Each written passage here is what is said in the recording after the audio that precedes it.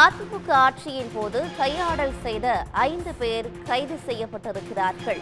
கூட்டுறவு வங்கியில் 4.50 கோடி ரூபாய் கையாடல் செய்த அதிமுகவை சேர்ந்த வங்கி தலைவர், துணைத் தலைவர் உள்பட 5 பேர் கைது செய்யப்பட்டிருக்கிறார்கள். 2016 முதல் 2021 வரையிலான அதிமுக ஆட்சியின் போது கையாடல் செய்த 5 பேர் கைது செய்யப்பட்டிருக்கிறார்கள்.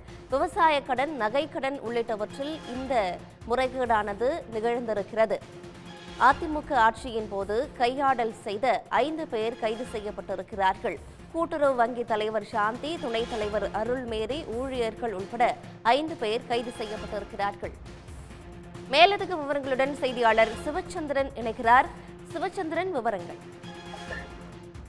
அதாவது விழுப்புரம் மாவட்டம் செஞ்சி அருகே உள்ள சத்தியமங்கலம் தொடக்க கூட்டுறவு வேளாண் வங்கியில் கடந்த 2016 முதல் 2021 வரை, அதாவது கடந்த அதிமுக ஆட்சியின் போது அப்போது இருந்த அதிமுக அந்த வங்கியினுடைய தலைவர் சாந்தி, துணைத் தலைவர் அருள்மேரி மற்றும் அவருக்கு உடனடியாக மறைந்த செயலாளர், அதாவது அந்த வங்கியினுடைய செயலாளர் இறந்தார். அவர் பேர் சயீத் பாஷா மற்றும் ஊழியர்கள் பசுமலை, முருகன், விஜயராஜ்.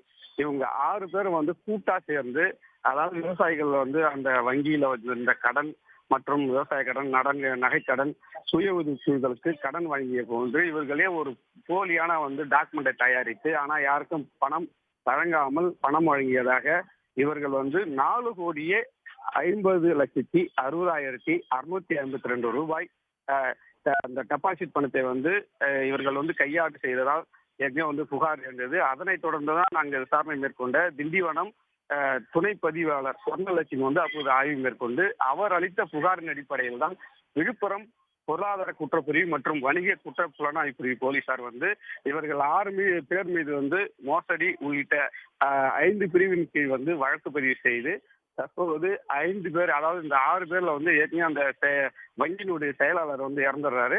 மீதி அந்த துணைத் தலைவர் அதிமுக அந்த தலைவர் சாந்தி மற்றும் துணைத் தலைவர் அருள்மேரி உள்ளிட்ட 5 பேரை போலீசார் கைது செய்து விசாரணை செய்து வருகின்றனர். உடனுக்குடன் செய்திகளை தெரிந்து கொள்ள சன் நியூஸ் பெல் ஐகானை கிளிக் பண்ணுங்க.